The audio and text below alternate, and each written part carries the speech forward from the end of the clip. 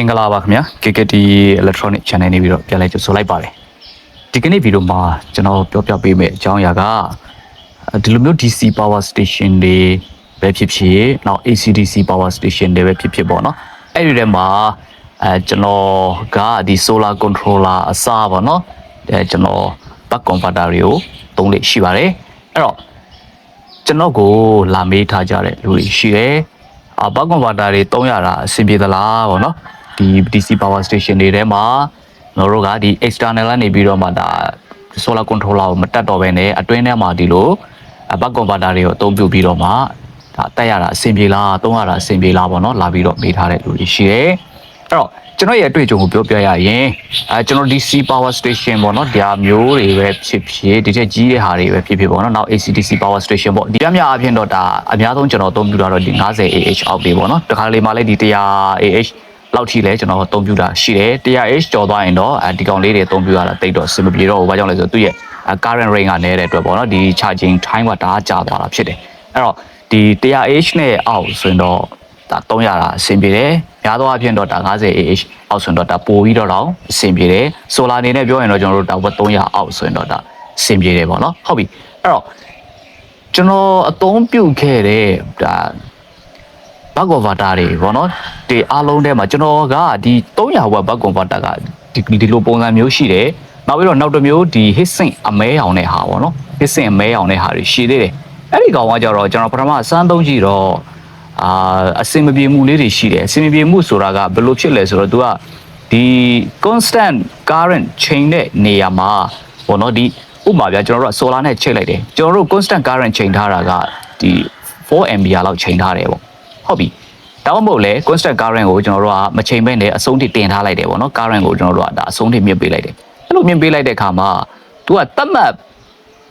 current အတွင်းမမီဘူးဆိုရင် तू ကမီးရ तू ကအနီကနေ तू အစိမ်းကိုပြောင်းသွားပြီးတော့မှာပေါ့နော်ဘောအားသွင်းမပေးဘူးကျွန်တော်ပြောတာဒီကောင်ပြောတာမဟုတ်တော့ဒီဝက်300နောက်ထပ်တစ်မျိုးရှိသေးတယ်ဒီ heatsink အမဲအောင်တဲ့ကတ်တွေကိုပြောတာအဲ့ဒီကတ်တွေကကြတော့ तू ကသူ့ရဲ့ LED ကအစိမ်းအနီဆိုပြီးတော့ပြောင်းတယ်သူကအနီပြမှာပဲသူကအားဝင်တာဖြစ်တယ်အနီမပြောင်းဆိုရင်သူကအားလုံးကဝင်မပေးဘူးပေါ့နော်ဘက်ထရီကိုအဲ့တော့အစင်မပြေမှုလေးတွေရှိတဲ့အတွက်ကျွန်တော်ကနောက်ပိုင်းမှာကြတော့ကျွန်တော်ကအဲ့ဒီ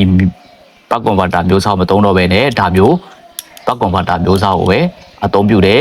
အသုံးပြုခဲ့တဲ့ power station တွေကဒါရာချီသွားပြီပေါ့နော်ရာကျော်သွားပြီခုထိတော့ပြဿနာမှမရှိဘူးကောင်းကောင်းမွန်မွန်နဲ့အသုံးပြုလို့ရနေတာကိုတွေ့ရတယ်ပေါ့နော်ဟုတ်ပြီသူ့ရဲ့အသုံးပြုပုံနဲ့တက်စင်ပုံတွေကတော့ရိုးရိုးရှင်းရှင်းပါပဲဥပမာဒီမှာလည်းပဲဒါကျွန်တော်ဒီမှာတတ်ထားတယ်ပေါ့နော်ကျွန်တော်ကဒီမှာကျတော့ကျွန်တော်ကဒီ power station လေးပေါ့နော် mini power station လေ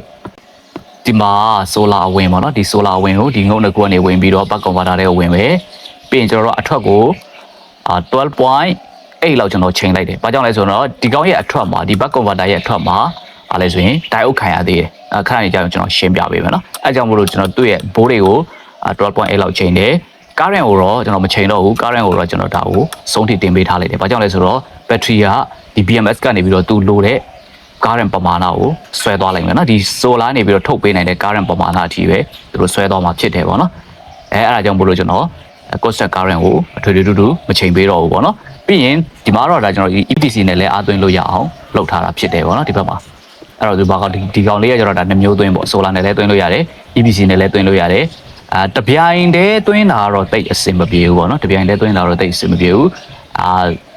solar ရရင် solar နဲ့သွင်း solar မရရင် EPC နဲ့သွင်းအဲ့လိုပေါ့အလဲကျသွင်းတာပဲပို့ပြီးတော့အဆင်ပြေတယ်ပေါ့နော်ဟုတ်ပြီဒီကောင်ကတော့ဒါ solar 300အောက်ACCသုံးပြုလို့ရမှာဖြစ်တယ်ပေါ့နော်ဟုတ်ပြီအဲ့တော့ဒီမှာဆိုရင်တော့ဒါကျွန်တော် solar controller အစားတွင်းထဲမှာကျွန်တော်ဒီ Buck Converter 300 watt ကိုထည့်ထားပေးတာဖြစ်တယ်ပေါ့နော်ဟုတ်ပြီအဲ့တော့သူ့ကိုထဲပုံထည့်နည်းရတော့ဒါရိုးရိုးရှင်းရှင်းလေးပါပဲပေါ့နော်သူဒီအတွင်းထဲမှာကျွန်တော်တို့ကဒီမှာ solar နေဝင်လာတဲ့ကောင်ကိုဒီ in plus minus မှာကျွန်တော်တို့လာပြီးတော့အဝင်ထားလိုက်တယ်အဝင်ထားလိုက်ပြီးတော့မှဒီဘက်ကအထွက်ကိုကြတော့ကျွန်တော်တို့ကဘာလဲဆိုရင်ကိုလိုတဲ့ battery ရဲ့ဘိုးကိုကျွန်တော်တို့ချိန်ပေးလိုက်တယ်ပေါ့နော်ဥမာ 3S အတွက်ဆိုရင်တော့ဒါကျွန်တော်တို့ကသူ့ရဲ့ 3S ရဲ့ charging port တွေက 12.6 ရှိတဲ့အတွက် 12.6 ကိုကျွန်တော်တို့ချိန်ပေးလိုက်တယ်တကယ်လို့ Lipo 4S တွေဆိုရင်တော့ကျွန်တော်တို့က 14.6 ကိုချိန်ပေးရမယ်ပေါ့နော်ဒါပေမဲ့တခုရှိတာကသူ့ရဲ့ reverse current ကြောင့်ပေါ့နော်ဖြစ်ပေါ်လာတဲ့ပြဿနာတွေရှိတတ်တဲ့အတွက်ကျွန်တော်ကကြားထဲမှာဒီလို10 ampere တိုင်အုပ်တစ်လုံးကိုကျွန်တော်ခံထားလေးရှိတယ်ပေါ့နော်ဒီလို10 ampere တိုင်အုပ်လေးကိုခံလိုက်တယ်အဲ့ဒီလိုခံလိုက်ခြင်းအပြင် အားလဲဆိုရင် reverse current မရှိတော့ဘူး diode ရဲ့အသုံးပြုပုံကတော့ဒါအားလုံးသိကြတဲ့အတိုင်းဒီဘက်ကဒီအရစ်ပါတဲ့ဘက်က cathode ပေါ့နော်ဒီအရစ်မပါတဲ့ဘက်က anode ပေါ့ဆိုတဲ့အိဗယ်ဒီအရစ်ပါတဲ့ဘက်ကအနုပ်အရစ်မပါတဲ့ဘက်ကအပေါင်းပေါ့နော်အဲ့ခါကျတော့ကျွန်တော်တို့ကဒီအထွက်မှာနော်ဒီအောက်ပုတ်အထွက်အပေါင်းမှာကျွန်တော်တို့ကလာပြီးတော့ချိန်လိုက်တယ်လာပြီးတော့ချိန်ပြီးတော့မှဘာလဲဆိုရင်ကျွန်တော်တို့ကဒီအထွက်ကို 12.8 လောက်ချိန်မှသူကဒီ diode ကိုဖြတ်ပြီးတော့ဒီ diode ကနေထွက်လာတဲ့ဟာက 12.7 လောက်ပြန်ဖြစ်သွားတယ် 12.6 12.7 ပေါ့နော်အဲ့လောက်ပြန်ဖြစ်သွားတယ်ဘာကြောင့်လဲဆိုတော့ဒီ diode ကိုဖြတ်တဲ့အခါမှာ voltage drop ဖြစ်သေးတယ်ပေါ့နော်ဒီ 0.7 0.8 လောက်က voltage drop ဖြစ်တယ်အဲ့ဒီအတွက်ကြောင့်မို့လို့ကျွန်တော်တို့ကဒီအထွက်ကို 12.8 လောက်ကျွန်တော်ချိန်ရခြင်းဖြစ်တယ်ပေါ့နော်အဲ့ဒါဆိုရင်ဒီဘက်က diode ကနေထွက်လာတဲ့ကောင်ဒီဒါ quantity 12.6 လောက်ရောက်သွားမယ်ပေါ့နော်ဟုတ်ပြီဒါက voltage ကိုချိန်တာဟုတ်ပြီသူ့ကြတော့ဒါကျွန်တော်တို့အပေါင်းမှာသွားပြီးတော့ချိန်လိုက်တယ်ပေါ့နော်ဟုတ်ပြီအဲ့တော့ဒီကနေ battery ကိုတော့ဒီအထွက်ကနေပဲချိန်ပေးရမှာပေါ့နော်ဒီကောင်လေးကိုတော့ဒီဘက် converter ရဲ့အထွက်အပေါင်းနဲ့ချိတ်ဆက်ထားမယ်ပေါ့နော်အဲ့လိုချိန်ပေးရမယ်ပြီးရင် current ကိုကြတော့ကျွန်တော်တို့က current ချိန်နည်းတွေလည်းဒါတချို့မသိသေးတဲ့လူတွေရှိတယ်current ကိုကြတော့ဒီလိုမျိုး battery တွေကိုသွင်းဖို့ဆိုရင်တော့ဒါဘာလဲဆိုထူးတယ်လေကျွန်တော်တို့က limit လောက်ဆောင်မလို့ပေါ့နော်သူ့ကိုကျွန်တော်တို့အဆုံးထိတင်ပေးလိုက်တယ်အဆုံးထိတင်ပေးရတယ်ဆိုတာကဥပမာဒီ position နဲ့ကျွန်တော်တို့ယူလိုက်မယ်ပေါ့နော်ဒီလိုပုံစံနဲ့ယူလိုက်မယ်ဆိုရင်သူ့ကိုနော်ဒီမှာ CCCB ဆိုပြီးတော့ပါတယ် CB ဆိုတော့ဒါ voltage ဟာညာဘက်လက်ရင် voltage တွေတက်လာမယ်အဲ့လိုပဲ current ကလည်းပဲကျွန်တော်တို့ကညာဘက်ကိုလှည့်ပေးလိုက်ရင် current တွေကတက်လာမယ်ပေါ့နော်အဲ့ဒါကြောင့်ကျွန်တော်တို့ညာဘက်ကိုအဆုံးထိလှည့်ပေးလိုက်တယ်ပေါ့နော်အဆုံးထိလှည့်တယ်ဆိုတာဒီလိုလေးအသာလေးလှည့်ပြီးတော့မှဒီမှာဒီ variable resistor နေပြီးတော့မှအတန်လေးထွက်လာနိုင်မယ်ပေါ့နော်တစ်ခနဲ့အတန်လေးထွက်လာမယ်အဲ့ဒီအတန်လေးထွက်လာပြီဆိုရင်ဒါအဲ့ဆိုရင်ဒါကျွန်တော်တို့အသုံးပြုလို့ရရပေါ့နော်တကယ်လို့မှကိုက limit လုပ်ချင်တယ်မဖြစ်မနေ current ကို limit လုပ်ရမယ်ဟဲ့ဆိုတော့limit လုပ်ရမယ်ပုံစံကဘယ်လိုဖြစ်လဲဆိုရင်သူ့ကို short circuit ပေးပြီးတော့လည်း limit လုပ်လို့ရတယ် current ကိုချိန်လို့ရတယ်အဲ့လိုချိန်တာတော့နည်းနည်းတော့အန္တရာယ်များတယ်ပေါ့နော်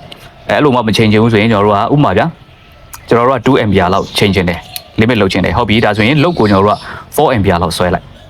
လုတ်ကို4 ampere လောက်ဆွဲပြီးတော့မှအဲ့ဒီကနေကျွန်တော်တို့က2 ampere ကိုပြန်ချိန်ရမယ်ပေါ့နော်ကိုလိုကိုချိန်ချင်တဲ့ ampere ထက်များတဲ့လုတ်ကိုချိန်ပေးမှာပဲကျွန်တော်တို့ကဗာလဲဆိုရင် current ကိုကောင်းကောင်းမွန်မွန်ချိန်လို့ရမှာဖြစ်တယ်ကျွန်တော်တို့ကလိုချင်တာက2 ampere limit လုပ်ချင်တာဒါပေမဲ့ကိုကချိန်လိုက်တဲ့လုတ်က1 ampere လောက်ပဲဆွဲတယ်ဆိုရင်ကျွန်တော်တို့ကဘလို့မှ2 ampere ကို limit လုပ်လို့ရမှာပေါ့မရောက်နိုင်ဘူးပေါ့နော်အဲကြောင့်မို့လို့ကို current ကို limit လုပ်ချင်တယ်ဆိုရင်ကို limit လုပ်ချင်တဲ့ current ထက်များတဲ့လုတ်ကိုလာပြီးတော့တက်နော်ဆွဲခိုင်းအဲ့ကြမှာပဲကိုကဒါကိုလိုချင်တဲ့ current ကိုချိန်လို့ရမှာဖြစ်တယ်ပေါ့နော်ဟုတ်ပြီအဲ့တော့ဒါလေးကရိုးရိုးရှင်းရှင်းလေးပါပဲဒီလိုအသုံးပြုတာခုနကျွန်တော်ပြောသလိုပဲဒါအလုံးရရာချီရှိသွားပြီပေါ့နော်ဒီပုံစံနဲ့အသုံးပြုနေတာအဆင်ပြေပါတယ်